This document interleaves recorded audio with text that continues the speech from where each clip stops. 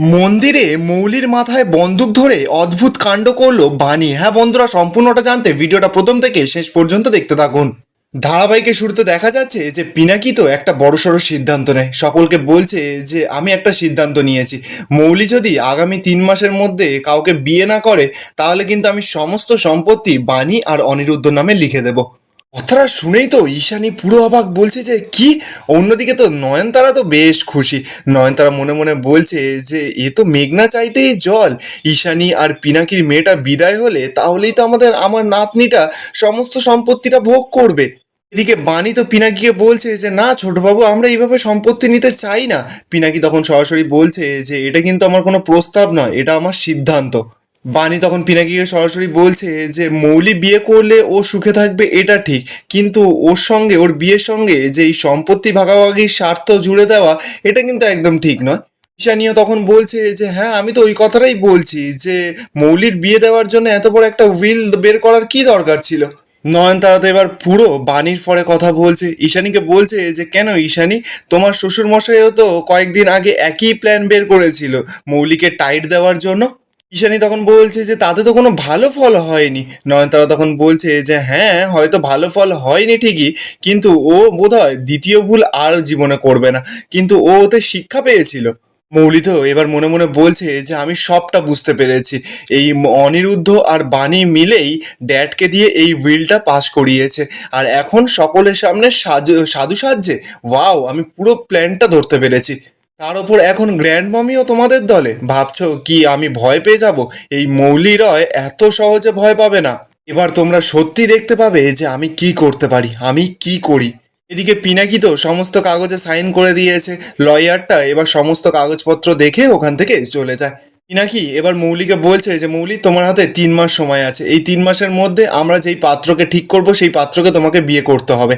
আনি তো এবার মৌলিকে বোঝাচ্ছে, বলছে মৌলি তুমি আমাদের ভুল বোঝো না, তোমার যতটুকু প্রাপ্য তুমি কিন্তু অবশ্যই পাবে, আর তোমার সমস্ত কিছুতে আমাদের কিন্তু ভাগ বসানোর কোনো রাইট নেই। আর এই সমস্ত কিছু করা হচ্ছে শুধুমাত্র তোমার ভালোর জন্যই, আর তোমারও তো জীবনে সেটেল হওয়াটা দরকার। ঈশানীও তো মৌলিকে এবার বোঝাচ্ছে, বলছে মৌলি তোর একটা সংসার হোক, ওকে শুধুমাত্র সুখী দেখতে চাই, এইটুকুই তো চাই আমরা তোর থেকে, এটাই বল। মৌলি তো এবার সকলের সামনে বলছে যে মম, ড্যাড, গ্র্যান্ড মমি, তোমরা যখন সকলে বলছো তাহলে আমি রাজি। পানির তো এবার সন্দেহ হয়, অনিরুদ্ধকে বলছে যে রাজি। অনিরুদ্ধ তখন বলছে যে এত ইজিলি। নয়নতারাও তো শয়তান, তাই জন্য ঠিক বুঝতে পেরেছে, বলছে না না, আমার মনে হচ্ছে এই মেয়ে নতুন কোনো খেল দেখাতে চলেছে। এরপর বেশ কিছুক্ষণ সময় কেটে যায়। মৌলি তো এবার চলে গেছে বিক্রম দেবের অফিসে। বিক্রম দেবকে কিছু না বলে শুধু ঘুরপাক খেয়েই যাচ্ছে। বিক্রম দেব তখন বলছে মৌলি, তোমার কিছু বলার থাকলে তুমি বলো, নইলে আমার হাতে কিন্তু অনেক কাজ আছে। মৌলি তো এবার চিৎকার করে বলছে যে ওই বানি আর অনিরুদ্ধ আমাকে ট্র্যাপ করে পুরো ফাঁসিয়ে দিয়েছে, আমার জীবনটা পুরোপুরি শেষ হতে চলেছে, ওরা সব কিছু আমার থেকে কেড়ে নিচ্ছে। বিক্রমদেব তখন তো অবাক, বলছে যে কিভাবে তোমার থেকে সবকিছু কেড়ে নিচ্ছে। মৌলি তখন সব সব কথা বলা শুরু করেছে, বলছে জানেন ড্যাড কি করেছে। এবার তো সব ঘটনা মৌলি খুলে বলে। বিক্রমদেব তো এবার সবটা শুনে বলছে যে বাহ, খুব ভালো প্ল্যান করেছে তো দেখতে পাচ্ছি ওরা। মৌলি তখন বলছে যে না, আমি ওদেরকে এত সহজে জিততে দেব না, এই গেম আমি পুরো ঘুরিয়ে দেব। বিক্রমদেব তখন বলছে যে মৌলি, তাহলে আমি তোমাকে একটা জিনিস সাজেস্ট করতে পারি। মৌলি তখন বলছে যে জানেন তো সমস্ত কিছু শুরু হয়েছিল ওই অনিরুদ্ধকে দিয়ে, ওই বাণী যদি অনিরুদ্ধর জীবনে না আসতো তাহলে এই সমস্ত কিছু ঘটতোই না, আমার সঙ্গে অনিরুদ্ধর বিয়ে হতো, আয় আর চ্যাটার্জি বাড়ির সম্পত্তি সমস্ত কিছু আমার হাতেই থাকতো। বিক্রমদেব তো সঙ্গে সঙ্গে বলছে যে এখনো হতে পারে। মৌলি তখন বলছে যে কি বলতে চাইছেন আপনি। বিক্রমদেব তো এবার নিজের বন্দুকটা বের করেছে, টেবিলের ওপরে রেখে বলছে যে জানো তো, কখনো কখনো না মিষ্টি কথায় মানুষে বেশি সিরিয়াসলি ভাবে নেয় না, তখনই সময় আসে জোর করার পালা, আর জোর করলেই দেখবে সমস্ত প্রবলেম সলভ হয়ে যায়। মৌলি তো এবার বন্দুকটা হাতে করে তুলে নিয়ে বলছে যে কি বলতে চাইছেন আপনি। বিক্রমদেব তখন বলছে যে আমি কিছুই বলতে চাইছি না, আমি শুধুমাত্র তোমাকে একটা পথ দেখালাম, এবার সেই পথে তুমি হাঁটবে কি হাঁটবে না সেটা সম্পূর্ণ তোমার ব্যাপার। মৌলি তো এবার বন্দুকটা হাতে নিয়ে বলছে যে এতদিন সবাই আমাকে আঙুলে নাচিয়েছে, এবার আমার আঙুল বাঁকানোর পালা। বিক্রমদেব তো এবার এদিকে মনে মনে বলছে যে এটাই তো চাই মৌলি, আমি এটাই তো চাই। অপরদিকে দেখা যাচ্ছে তানিয়া তো মৌলির বিয়ের জন্য তোড়জোড় শুরু করে দিয়েছে। ওর নিজের সব ড্রেসগুলো এনে সাথীর কাছে দিয়ে বলছে যে মিষ্টিমা দেখো তো এর মধ্যে আমি কোন ড্রেসটা পরবো। সাথী তখন বলছে যে উমা, এখন থেকেই তুমি বিয়ের তোড়জোড় শুরু করে দিয়েছো। তানিয়া তখন বলছে যে হ্যাঁ, আমি তো বিয়েতে অনেক রকমের ড্রেস পরবো, আর আমার বন্ধুদেরও নেমন্তন্ন করব। অনিরুদ্ধ তো এবার উঠে মজা করতে করতে তানিয়াকে বলছে যে হ্যাঁ, আমার তানিয়া মা তো ঘন্টায় ঘন্টায় জামা চেঞ্জ করবে। তানিয়া তখন বলছে যে হ্যাঁ, আমি চেঞ্জ করবো তো, এবার যাই গিয়ে আমি জুতোগুলো দেখে আসি কি জুতো পরবো। এই বলেই তো তানিয়া ছুটতে ছুটতে চলে যায়। ঠিক তখনই দেখা যাচ্ছে যে বাণী সেখানে চা নিয়ে চলে এসেছে অনিরুদ্ধ আর সাথীর জন্য।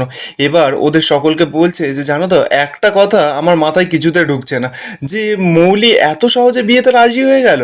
ব্যাপারটা আমার খুব একটা সুবিধার লাগছে না। ওর আবার অন্য কোনো প্ল্যান নেই তো?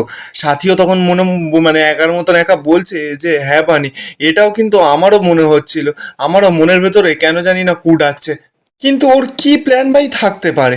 অনিরুদ্ধ তখন কনফিডেন্টের সঙ্গে বলছে যে আরে তোমরা শুধু শুধু চিন্তা করছো, ওর যা প্ল্যানই থাকুক না কেন কোনো কাজেই দেবে না।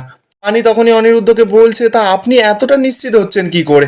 অনিরুদ্ধ তখন বলছে যে কারণ ওর কাছে এখন আর কোনো রাস্তা নেই, সম্পত্তি পাওয়ার জন্য ওকে কিন্তু বিয়েটা করতেই হবে, আর ওর নতুন কোনো চাল কোনোটাই কাজে লাগবে না, কারণ আমি মাঝখানে দাঁড়িয়ে রয়েছি।